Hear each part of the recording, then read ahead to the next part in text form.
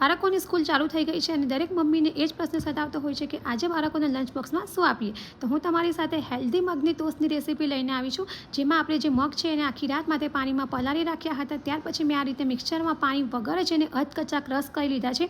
ત્યાર પછી આપણે તેમાં થોડું જીરું એડ કરીશું, સોલ્ટ એડ કરીશું, ચણાનો લોટ એડ કરીશું અને હવે આપણે થોડું પાણી એડ કરીને એકદમ સરસ પુડલા માટેની જેવું બેટર આવે છે તેવું જ આપણે બેટર રેડી કરી લઈશું. ત્યાર પછી મેં અહીંયા ગેસ ઉપર નોનસ્ટિક પેન લીધી છે, જેમાં થોડું ઘી એડ કર્યું છે અને આ રીતે આપણે થોડું બેટર પાથરી દઈશું. અને અત્યારે આપણે આ જે ટોસ્ટ છે એને બ્રેડ ઉપર બનાવવાના છે, તો સ્ક્વેર આકાર આપીશું અને બંને બાજુ ગોલ્ડન બ્રાઉન રંગની થાય ત્યાં સુધી શેકી લઈશું.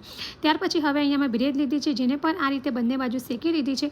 તો હવે એક ભાગ ઉપર આપણે ટોમેટો કેચઅપ પાથરીશું, ત્યાર પછી ચીઝ એડ કરીશું, પિઝા સિઝનિંગ એડ કરીશું અને આ જે મગની ટોસ્ટ બનાવી છે એ એડ કરીશું અને અડધી મિનિટ બંને બાજુ શેકી લઈશું. અને આ રીતે વચ્ચેથી આપણે કટ કરી લઈશું. અને બાળકોને લંચ બોક્સમાં મગના ટોસ્ટની સાથે મેં થોડા પિસ્તા પણ આપ્યા છે, તો રેડી.